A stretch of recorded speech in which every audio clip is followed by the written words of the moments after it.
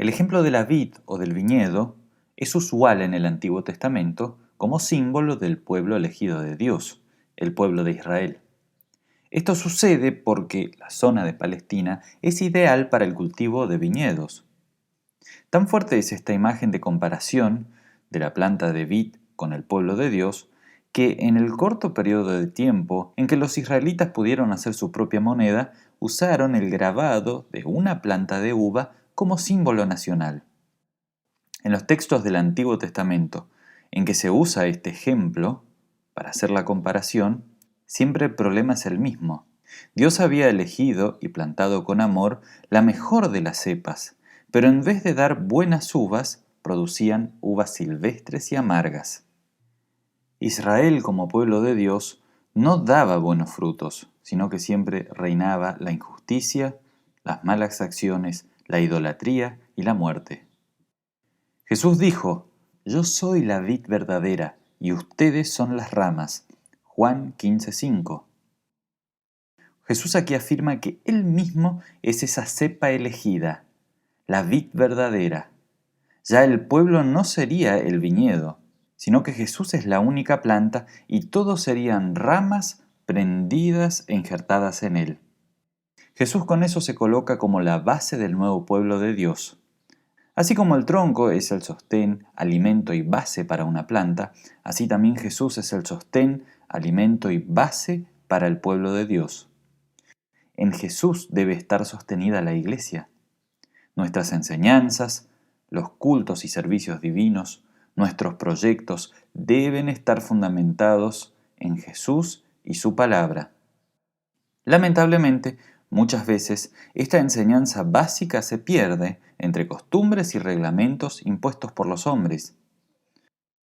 Muchas personas que son religiosas confían más en su religión y las cosas que hacen o dejan de hacer que en Jesús. No eres una planta individual, sino que eres una rama que está injertada en la vid verdadera, en Jesucristo. ¿Cuándo fuiste injertado en Cristo? En tu bautismo. Por lo tanto, así como una rama depende de la planta para crecer y dar fruto, así también dependes de Jesús. La planta le provee a la rama la savia y nutrientes para crecer. Así Jesús te provee de todo lo necesario para que crezcas en una nueva vida. Jesús te alimenta con su palabra, con la savia de la Santa Cena, con la que te da el perdón para que puedas dar frutos. ¿Qué significa estar prendidos de Jesús? Son pocos los que tienen en sus casas una parra o un viñedo solamente para adorno o para sombra. Los viñedos se plantan para cosechar uvas. Así el cristiano está prendido de Jesús para dar frutos. ¿Cómo saber si una planta de uva es buena? No podemos distinguirlo por las hojas, ni por cuánto crecen las ramas, sino por la fruta que da. Si bien Dios es el que examina el corazón y solamente Él sabe quién verdaderamente cree, nos damos cuenta por los frutos. Los frutos del Espíritu o los frutos de la fe.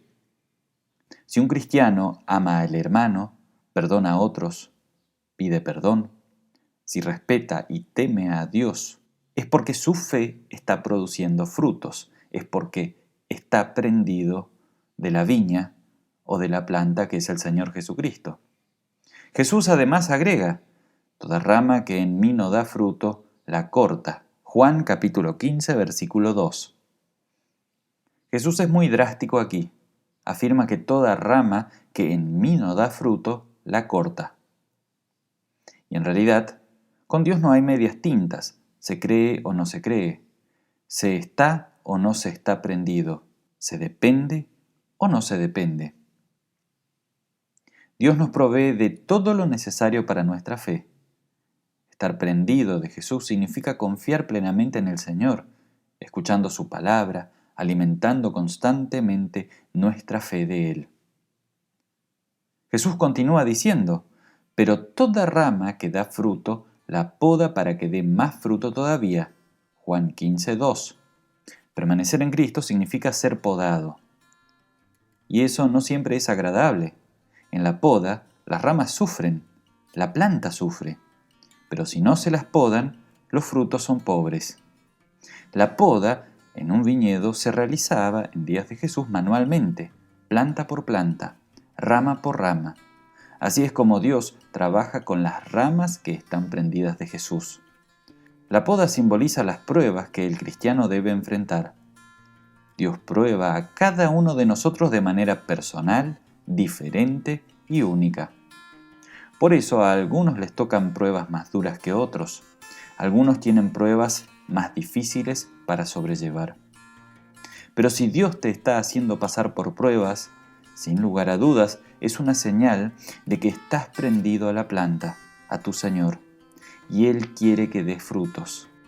Ustedes ya están limpios por la palabra que les he comunicado. Permanezcan en mí, y yo permaneceré en ustedes. Así como ninguna rama puede dar fruto por sí misma, sino que tiene que permanecer en la vid, así tampoco ustedes pueden dar fruto si no permanecen en mí. Juan capítulo 15, versículos 3 y 4. Con facilidad el ser humano se aleja de Dios. Pero el pedido que hace Jesús aquí es claro, sencillo y conciso: permanezcan en mí. Si hoy estás considerando ir por tus propios caminos y vivir tu vida a tu manera, Jesús te está llamando. Permanece en mí, no te desprendas, no te alejes. Permanecer en Jesús no es más que permanecer junto a su iglesia, junto a su palabra y la presencia real a través de su cuerpo y sangre.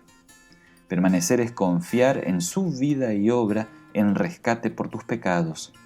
Permanecer es confiar en sus promesas de vida y salvación. Somos limpiados y perdonados por su misericordiosa palabra consoladora. Los cristianos no estamos solos. Jesús siempre e incondicionalmente está a nuestro lado.